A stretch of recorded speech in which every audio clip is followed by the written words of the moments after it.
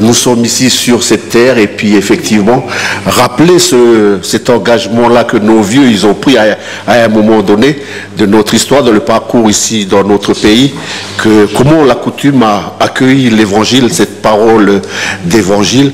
Et cet après-midi, nous voulons encore remercier nos auditeurs qui nous écoutent, remercier la fidélité parce que c'est pas tout le monde qui écoute, mais il y a des choix dans la vie. Et certains choix, effectivement, le choix d'avoir choisi ce canal, le choix d'avoir choisi Radio Jido pour vous accompagner dans votre travail, vous accompagner à la maison, vous accompagner sur la route, parce que nous avons tous besoin d'être solidaires. Donc, les rendez-vous de Nitani, les rendez-vous de l'après-midi que nous vous proposons sur votre fréquence, sur Radio Jido, nous avons annoncé en début de semaine que nous allons avoir une série de rendez-vous concernant le 24 septembre et aujourd'hui, exceptionnellement, nous avons décidé, nous avons choisi de tourner notre regard vers quelque chose qui se passe au niveau de notre gouvernement. Pas pour le combat pour les places, mais devant le gouvernement, pour nos auditeurs qui circulent devant la province sud, pour ceux qui circulent devant le gouvernement de la Nouvelle-Calédonie, vous remarquerez que dans le grand parking, donc ça je le dis aux auditeurs qui sont au nord ou aux îles, tout le grand parking qui est devant, il y a plus d'une trentaine de bus de Karouya qui occupent cette place-là depuis plus d'une semaine déjà. Et nous avons décidé avec la direction de Radio Jido de dire on va donner la parole. On va donner la parole à ces, on va dire à ces responsables, ces chauffeurs de bus. Ils ne sont pas là pour rien, ils sont là pour quelque chose. C'est pour ça que cet après-midi, nous allons accueillir les responsables de de ce piquet-là, de ce piquet pas piquet de manifestation, parce qu'en fait, il y a une doléance qui va être portée. Donc, autour de la table, aujourd'hui, nous allons accueillir le président du GIE Karouya, qui va venir parler de ce qui est posé sur la place publique. Et à côté de lui, nous avons aussi d'autres transporteurs, donc, qui vont être là pour donner aussi leur témoignage, des personnes qui, vous allez entendre tout à l'heure, qui sont dans le domaine du transport, ça fait plus de 30 ans qu'ils sont dessus, et ils ont décidé de venir auprès du gouvernement, devant le gouvernement, mais surtout devant la province sud, parce qu'il y a quelque chose qu'ils veulent partager avec nos auditeurs. Donc pour nous, cet après-midi, on voudrait d'abord donner la parole à monsieur Saliga Joseph, président du GIE. On vous demande de présenter déjà l'entreprise et puis après, nous passerons pour présenter tous les actionnaires qui sont avec vous. Voilà donc nos auditeurs. Cette première émission avec les transporteurs qui sont sur la place devant le gouvernement. On va laisser la parole à M. Saliga. M. Saliga, bonjour. Bonjour. Donc on vous demande de présenter à nos auditeurs. Nous-mêmes, on découvre aussi ce qui est en train de se passer, même si on fait partie de temps en temps de ces 18 000 usagers de transport de la ville de Nouméa. D'accord, merci. Donc tout d'abord, je vais présenter l'entreprise. Donc le GIE Karouya Bus, c'est un groupement d'intérêt économique qui regroupe plus de 80 membres. Donc il faut savoir que pour revenir un peu sur vraiment une présentation courte de l'entreprise, parce que si on doit présenter l'entreprise, ça va demander quelques jours. Donc il faut savoir que le GIE Karouya Bus se sont vraiment implantés en 1965. Donc l'organisation a été vraiment faite cette année-là, mais pour 93 licences. Donc c'est des licences, c'est des autorisations d'exploitation qui ont été délivrées par la ville, donc aux membres du GIE maintenant. Donc il faut savoir qu'au départ, c'est vrai que ce qu'on nous dit, c'est que c'était des licences qui ont été données, mais il faut savoir qu'à aujourd'hui, il n'y a aucune licence qui a été donnée. Donc tout le monde, sans exception, ont acheté leur licence. Donc le GIE regroupe ces 80 membres et à travers ces 80 membres, on a plus de 200 familles qui vivent de ce GIE. Donc on a des contrôleurs, on a des mécaniciens, on a des chauffeurs de bus, on a des techniciens, un ingénieur. Donc on a quand même tous ces services qui regroupent cette entreprise. Et je tiens à signaler que cette entreprise, c'est une entreprise à 100% locale. Donc avec des retombées économiques qui restent sur le territoire, encore une fois. Donc c'est important pour moi de le dire, Parce que bien souvent, on emmène des entreprises, c'est vrai, qui apportent du travail sur le territoire. Mais la grosse manne financière des multinationaux, donc c'est vraiment, ça fuit vraiment vers l'étranger. Aujourd'hui, nous, on est fiers de le dire, parce que les 200 familles en vivent, mais ils investissent aussi dans ce territoire. Donc il était important de présenter dans ce sens-là, concernant l'entreprise. Donc en fait, ce que vous dites là, le GIE chapeaute plus de, vous dites 93 petits entrepreneurs qui sont à leur compte. C'est ça, c'est ça. En fait, c'est simple, hein, donc on a 93 licences, donc automatiquement, donc nous avons 93 chauffeurs. Donc on appelle ça des conducteurs-receveurs. Mais derrière tout ça, donc ce qu'il faut savoir, ceux qu'on ne voit pas sur le terrain, donc c'est toute l'équipe technique.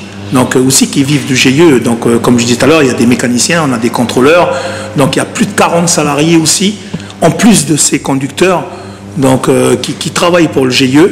Donc, et qui permet aussi le bon fonctionnement de ce GIE.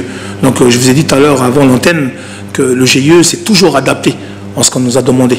Donc aujourd'hui, on a apporté la preuve qu'en l'espace de 11 ans, depuis la signature du premier contrat, donc on a apporté la preuve qu'on était prêt à s'adapter. C'est vrai qu'on était critiqué, on n'était pas organisé donc, avant 99, et après 99, on a montré qu'on était capable de s'organiser, même si on était une entreprise locale. Madame Naran, vous qui êtes là aussi avec nous, vous êtes à la tête aussi d'une entreprise, et puis ça fait plusieurs années que vous êtes que vous gérez votre entreprise. Oui, alors donc je me présente, je suis Madame Naran, j'ai 3 entreprises de Karouya Bus, oui, ça fait plus de 35 ans que nous sommes à l'époque, c'est comme je vous ai dit tout à l'heure, à l'époque du Babicar. Hein, on appelait Babicar, ok.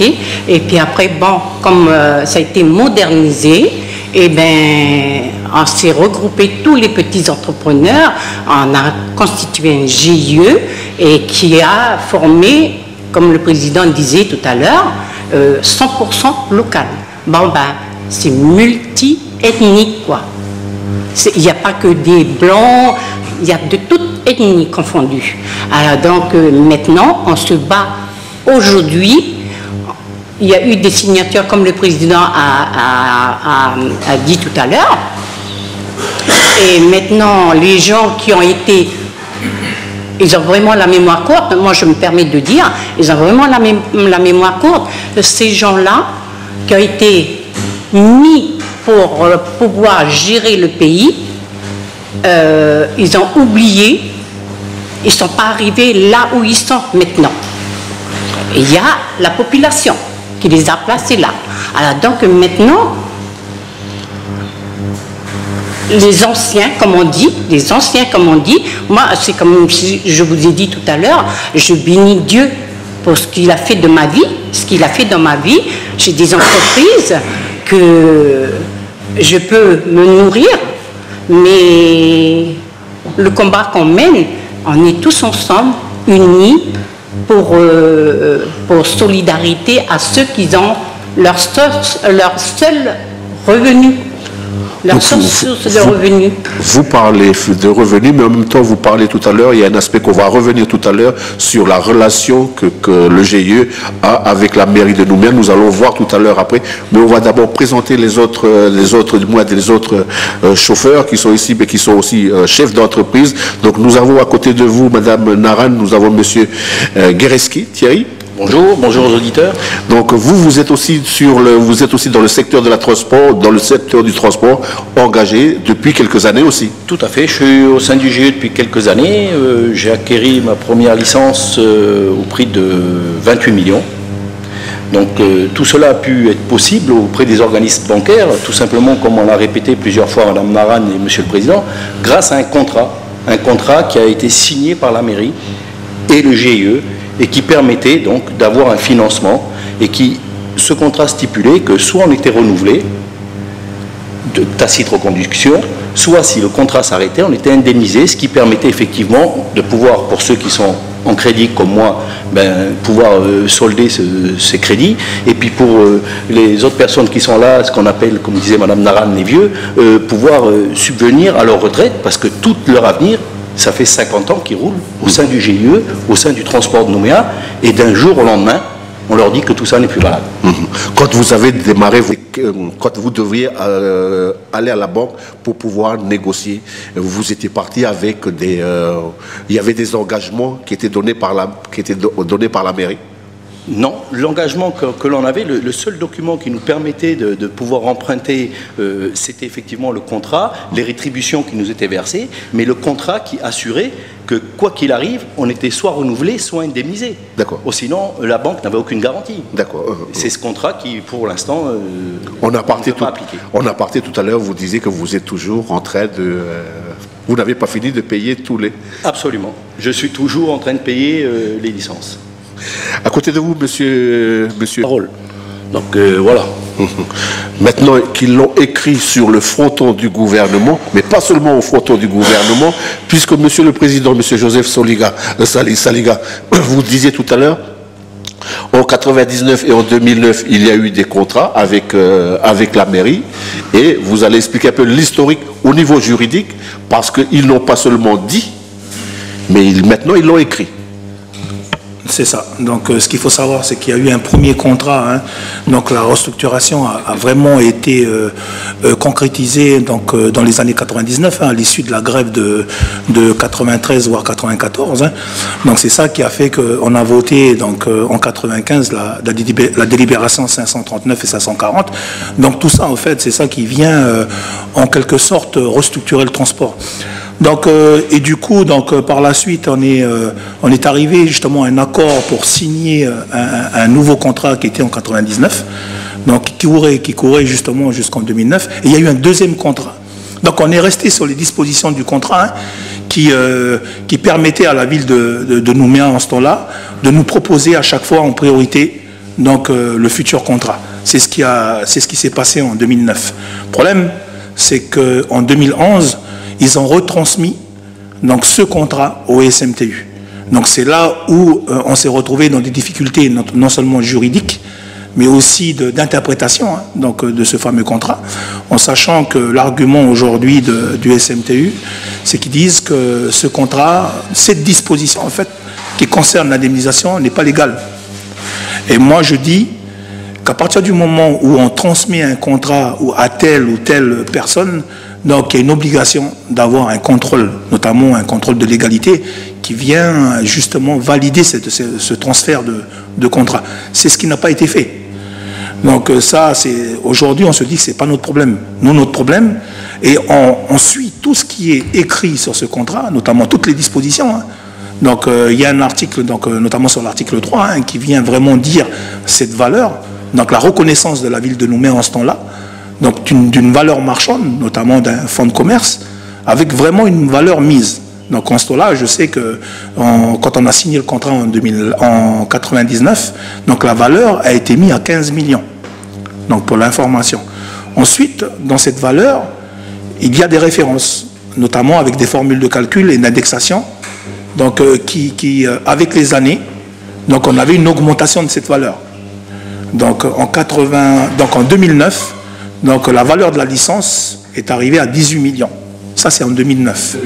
Ça, c'est en 2009. Et là, au jour où je vous parle, cette licence, elle vaut pas loin de 21 millions aujourd'hui. Donc, avec toujours la formule de calcul et tout ça. Hein, donc, on n'a pas inventé. Donc, c'est pour ça que pour nous, c'est pas quelque chose qu'on réclame et qu'on a sorti du chapeau et qu'on s'était dit un beau matin, donc on va aller réclamer ce dû. Non, pas du tout. Parce qu'il faut savoir que par rapport au projet Néobus, donc ce qui est prévu, donc c'est prévu que les entreprises, hein, donc, qui est Carsud et Carouya aujourd'hui, doivent se présenter automatiquement à un appel d'offres. C'est ce qui a eu lieu. Donc nous, on a posé notre candidature donc, pour répondre à un lot qui est le lot 2 qui nous concerne. Et nous devons déposer l'offre du GIE au plus tard, avec la prolongation qu'on a pu obtenir dans les discussions, au plus tard le 27 septembre. Donc toute l'offre du GIE, donc l'offre c'est quoi? C'est tout ce qu'on va offrir comme service pour le futur réseau. Et ça demande du travail, ça demande des compétences. Il faut savoir qu'on a mis en place un cabinet, donc il faut savoir que ces compétences, à un moment donné, donc on ne peut pas le faire sur place. Donc nous, on a mandaté un cabinet européen, donc spécialisé dans le transport. Donc